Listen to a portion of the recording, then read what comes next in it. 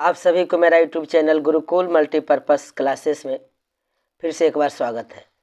आज की वीडियो में हम एनसीईआरटी मैथ क्लास 10 का प्रश्नावली 4.2 को हल करेंगे। फर्स्ट क्वेश्चन है, गुणनखंड विधि से निम्न द्विघात समीकरणों के मूल ज्ञात कीजिए। जो दिया गया समीकरण है द्विघात है, हम इसे गुणनखंड विधि द्वारा मूल ज्ञात करेंगे, अर्थात x का वैल्यू ज्ञात करेंगे। चूंकि यह द्विघात है इसलिए x का मान, x की वैल्यू 2 आएंगे, यानी अल्फा और बीटा 2 रूप में आएंगे। सबसे पहले इसका गुणनखंड हम लोग ज्ञात करेंगे। जैसा कि पिछले क्लास में हम लोग पढ़ चुके हैं कि गुणनखंड ज्ञात करने के लिए हमें अचर राशि 10 है, एक्स स्क्वायर का गुणांक जो है वह 1 है, एक्स स्क्वायर का गुणांक जिसे कॉफिशिएंट बोलते हैं 1 है, इसे हम गुना कर लेंगे। 10 एकम 10 आई। अब ये 10 का हम अभाज्य गुणनखंड ज्ञात करते हैं। 2 पचे 10, यानी 2 और 5 के रूप में आई। इसे हम जोड़कर या घटाकर 3 लाएंगे, तो 2 - 5 अगर हम लिखते हैं तो 5 में से 2 जाएगा तो -3 बचेगा। इस प्रकार से हम लोग गुणनखंड पिछले क्लास में ही सीख लिए हैं। तो उम्मीद करता हूँ कि आप लोग को गुणनखंड निकालने में ज़्यादा कोई परेशानी नहीं होगी। फिर से मैं लर्निंग स्टेज से ही चल रहा हूँ, क्योंकि मैंने बताया अचर राशि और एक्स स्क्वायर के कॉफिशिएंट को यानी गुणांक को गुना कर लेंगे। जो गुना करके गुणनफल आएगा उसका हम अभाज्य गुणनखंड निकालेंगे। और जो अभाज्य गुणनखंड है मेरे पास यानी 2 और 5, इसे हम जोड़कर या घटाकर 3 लाएंगे, तो 2 में से 5 जाएगा तो -3 आएगी। या तो फिर हम -5 एक्स जोड़ 2x लिखेंगे तो भी सही है। तो हम इसे इस रूप में लिख सकते हैं, x square minus 2x plus 2x और -5x, या -5x और प्लस 2x। तो 5 में से 2 जाएगा, -3 बचेगा और माइनस का 10 बराबर 0। अब हम लेंगे कॉमन, एक्स स्क्वायर -5x तक का और 2x - 10 का कॉमन लेंगे। ये दोनों में कॉमन मेरे पास x है, उभयनिष्ठ x है। यहाँ से एक x बच गया। चूँकि एक्स स्क्वायर है, डबल x है, तो सिंगल x तो कोष्ठ के बाहर निकल गया। साइन माइनस का है, x बाहर आ गया है तो सिर्फ यहाँ 5 बचा है, 5 देंगे। प्लस का साइन है, 2 कॉमन ले लेंगे तो x बचेगा यहाँ पर, और प्लस माइनस माइनस होगी, तब तो 2 पचे 10 होगा। चूँकि जो यहाँ आई गुणनखंड में वही यहाँ भी आनी चाहिए, बराबर 0। ये दोनों पेयर मिल गया, इसलिए इसे हम एक ही बार लिखेंगे और एक हम x + 2 लिख लेंगे, x + 2 बराबर 0। हमें मूल ज्ञात करनी है।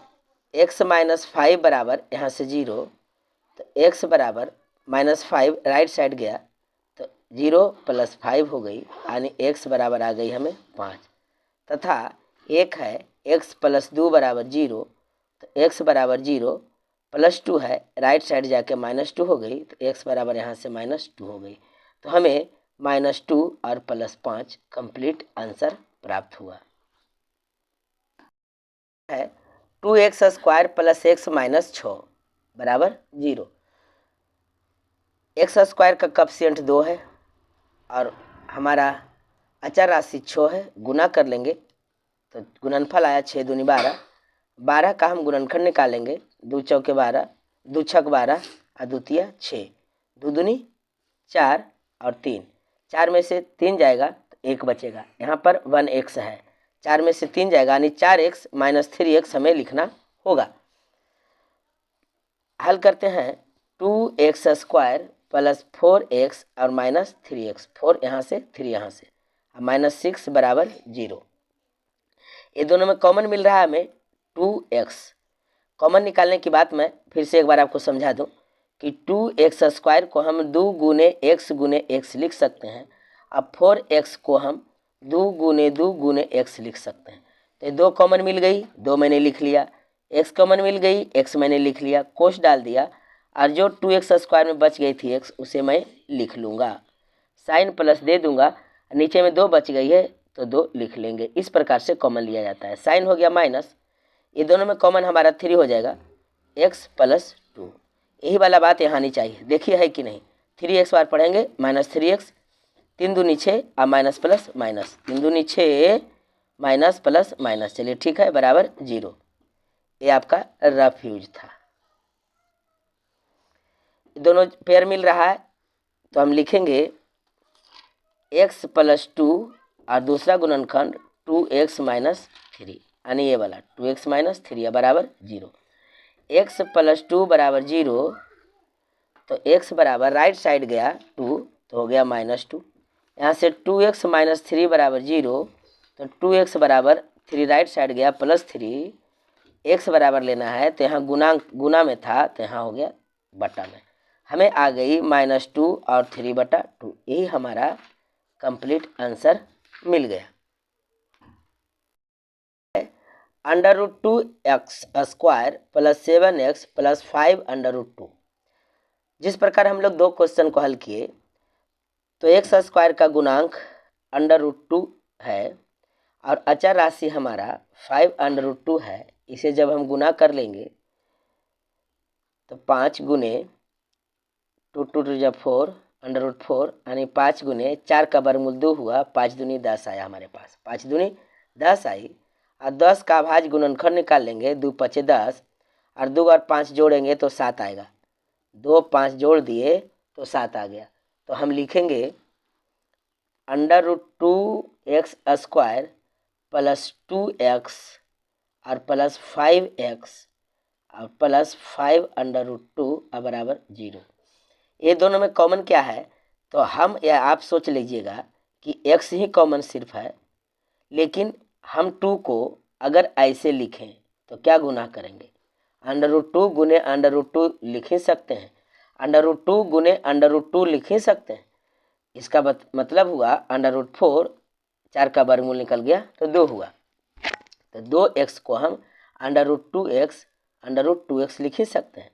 तो ये दोनों में से कॉमन √2x निकल गई, बच गया यहाँ से सिर्फ x और प्लस यहाँ से निकल गया हमारा √2, यहाँ था √2 तो यहाँ क्या बच गया √2।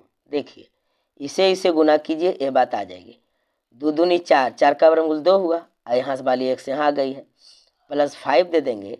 यही बात हमें यहाँ लिख लेनी है, लिख कर देखिए x + √2 ये आ जानी चाहिए। 5 को x बार पढ़ेंगे 5x प्लस प्लस प्लस है 5√2, चलिए कंप्लीट। अब जो पेयर मिल गया x + √2 का, ये वाली और एगो ये वाली लिख लेंगे, √2x + 5 बराबर 0। हमें मूल निकालना है तो x + √2 बराबर 0, यानी x बराबर -√2, राइट लेफ्ट वाला राइट में गया। दूसरा है √2x + 5 बराबर 0, √2x बराबर दाएं साइड गया -5, इसलिए x बराबर -5/√2। तो हमें कंप्लीट आंसर आ गई -√2, -5/√2, यही दो हमें आंसर मिल गई।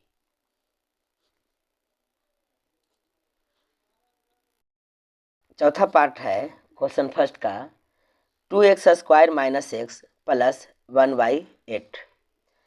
हमें सबसे पहले इसे द्विघात समीकरण में है, यहाँ 1/8 है, इसे हम सरल कर लेंगे भिन्न का जोड़ घटाव की तरह करके। एलसीएम हो गया 8, 1 से भागा कि 8 बार में कटा, 8 2 बार पढ़ दिए, 8 दूनी 16x² माइनस 1 से भागा कि 8 बार में कटा, 8 का यहाँ से 1 बार पढ़े, यहाँ कुछ नहीं तो 1 होता है, तो 8x हो गई, जोड़ 8 से भागा कि 8 में 1 बार में कट गया, 1 का 1 बार पढ़े 1 हो गया, बराबर हो गया 0।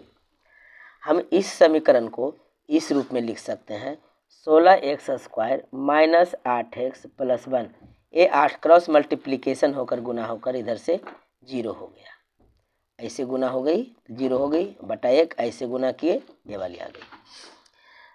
अब 16 1 को गुना कर लेंगे, 16 एकम 16 होता है और 16 का हम निकाल लेंगे अभाज्य गुणनखंड, 16x² minus 4x minus 4x, तो 4 और 4 8 हो गई, और 4 का 4 बार पढ़ेंगे तो 16 हो गया, +1 बराबर 0। ये दोनों में कॉमन हमारा 4x आ रहा है, तो 4x हम कॉमन ले लेंगे। यहाँ से भी 4x हो गया, 4 4 16, अब माइनस यहाँ से 1 हो गई, -1 कॉमन ले लेंगे तो 4x - 1 अब बराबर 0। ये दोनों पेयर मिल रहा है हमें,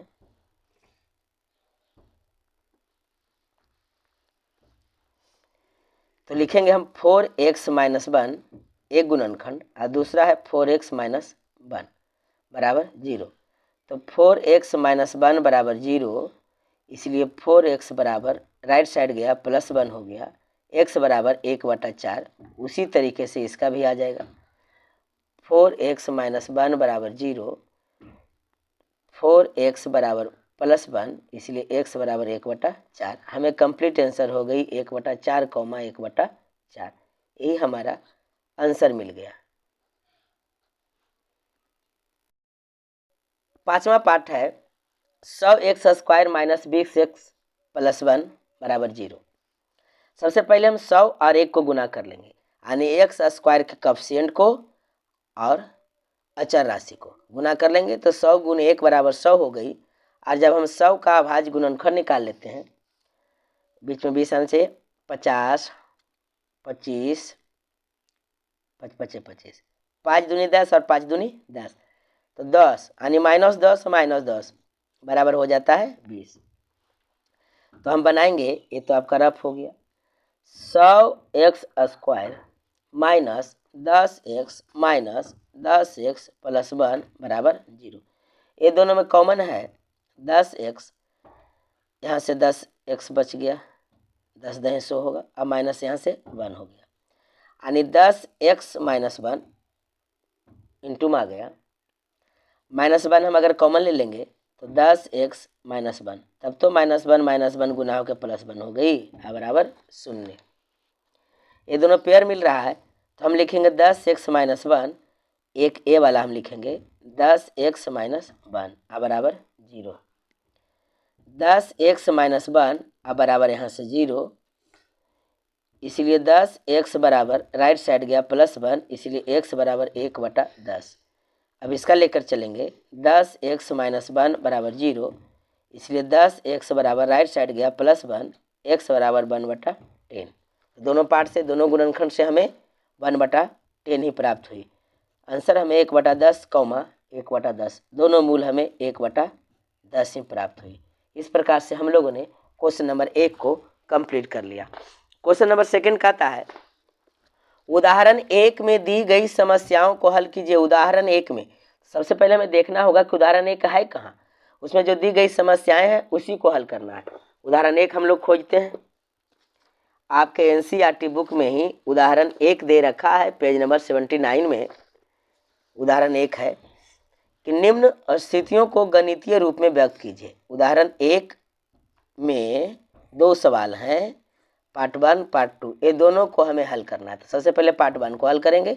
दिया हुआ क्वेश्चन कि जॉन और जीवंती दोनों के पास कुल मिलाकर 45 कंचे हैं, दोनों 5-5 कंचे खो देते हैं और अब उनके पास कंचों की संख्या का गुणनफल 124 है। तो हमें जानना चाहेंगे हम कि आरंभ में उनके पास कितनी कंचे थी। तो जो खोज रहा है उसे हम मान लेंगे, माना आरंभ में जॉन के पास x कंचे थी, तो जीवंती के पास कितना होगा। चूंकि ये द्विघात समीकरण है, एक चर वाला समीकरण है, तो हम x ही सिर्फ मानेंगे, y z m n a b c u भी कुछ नहीं मानेंगे, एक ही चर राशि को मानना है। अगर मैं जॉन के पास x माना हूँ तो जीवंती के पास 45 - x हो जाएगा, क्योंकि जॉन और जीवंती दोनों मिलाकर 45 था। इसे इस प्रकार समझिए कि अगर ये जॉन है और एक जीवंती है, ये दोनों फ्रेंड है, ये दोनों ने कहा कि हमें 45 कंचे आज जमा करनी है। जॉन ने 20 कंचे जमा कर दिया, तो जीवंती को कितना जमा करना होगा। तो 45 में हम 20 घटाएंगे, तब हमें मालूम पड़ जाएगा कि 25 कंचे जमा करना होगा जीवंती को। अर्थात जब हम जॉन को x माने हैं तो यहाँ पर हमें x लिखना होगा, 45 - x करना होगा। इसी प्रकार हम लोग समीकरण बना लेंगे और हल कर लेंगे।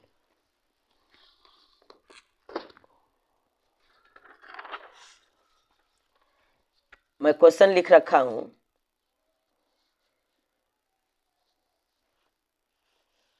जॉन और जीवंती दोनों के पास कुल मिलाकर 45 कंचे हैं। दोनों 5-5 कंचे खो देते हैं और अब उनके पास कंचों की संख्या का गुणनफल 124 है। तो हमें जानना है कि आरंभ में उनके पास कितने कंचे थे। हल करते हैं। हल, माना आरंभ में जॉन के पास x कंचे थे,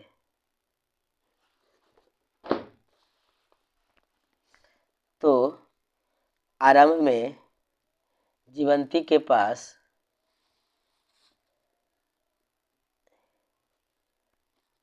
45 माइनस x कंचे थे या होंगे।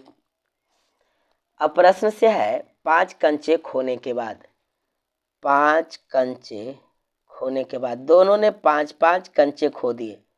खोने के बाद जॉन के पास खो गया यानी माइनस हो गया, x था 5 घट गया, इतना कंचे जॉन के पास रहे। और जीवंती के पास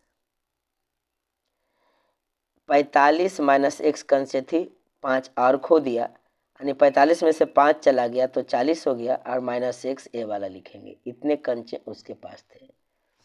अब हम चलेंगे प्रश्नानुसार, यानी प्रश्न से कहता है कि खोने के बाद दोनों के पास जो कंचे बचे थे उसका गुणनफल है 124, यानी x माइनस 5 गुना 40 माइनस x बराबर है 124।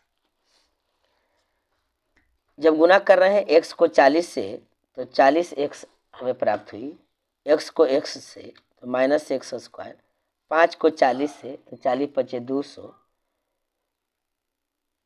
और 5 को x से तो प्लस 5x बराबर 124।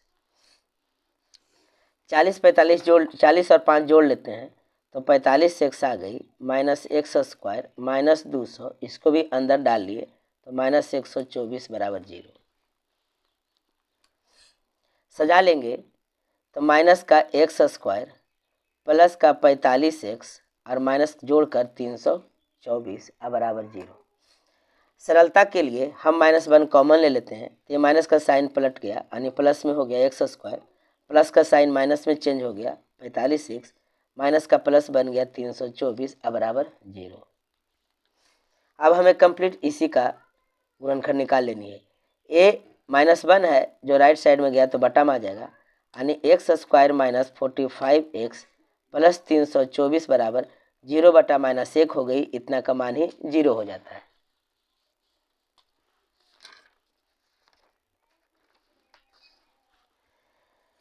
X square minus 45x plus 324, इसी का हमें गुणनखंड निकालनी है।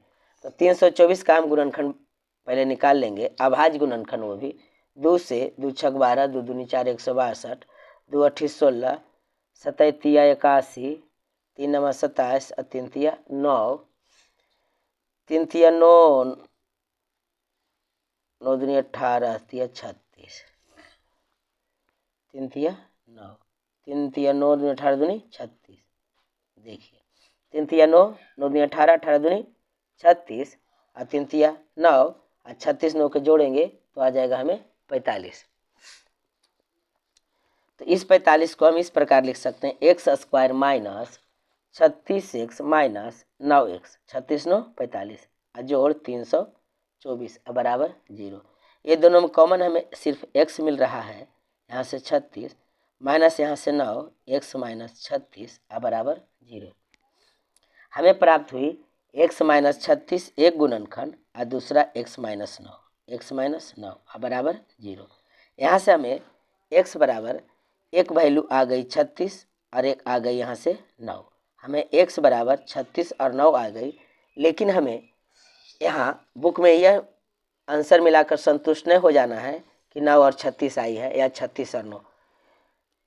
अगर जब x का मान हमें 2 आ रहा है ना, जब x का मान 36 रखते हैं रखने पर, तो जॉन के पास कितनी कंचे थी? x कंचे थी, तो 36 कंचे तो जॉन के पास आ गई। तब हम निकालेंगे जीवंती के पास। जीवंती के पास था 45 माइनस एक्स अर्थात 45 माइनस 36, तब आ गई 9। और जब हम x का मान 9 लेते हैं तो जॉन के पास x कंचे थी, ये तो 9 आ गया।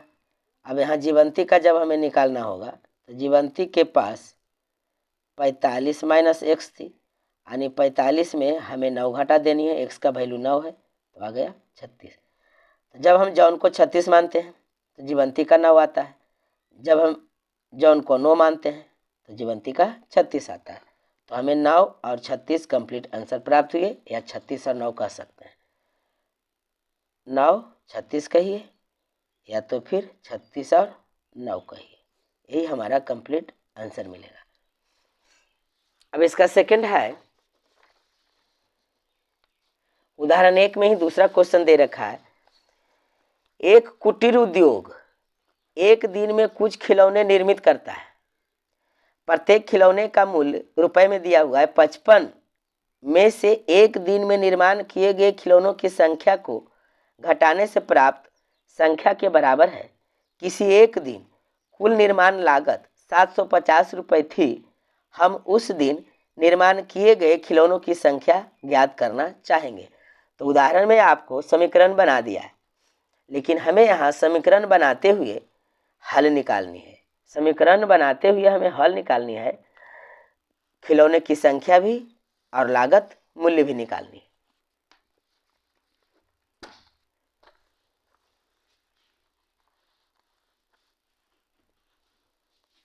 हल सॉल्यूशन, माना एक दिन में निर्मित खिलौनों की संख्या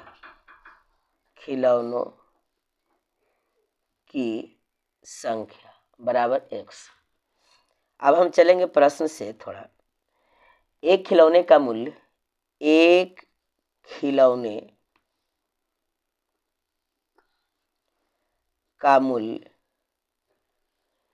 क्या कहा है? 55 माइनस एक्स होना चाहिए। 55 में से एक दिन में निर्माण किए खिलौने की संख्या के घटाने से प्राप्त होती है, मैंने घटा दिया x। और कुल खिलौने की लागत दी हुई है। कुल खिलौने की लागत मूल्य दे रखा है रुपए में, कितना दे रखा है? तो 750 रुपये। इसलिए जो समीकरण बनेगा, जैसे देखिए एक कलम का मूल्य 5 रुपये है, तो हमें 10 कलम खरीदनी है, तो हम कहेंगे 5 गुने 10 कहेंगे ना, तब ना 50 रुपये होगी।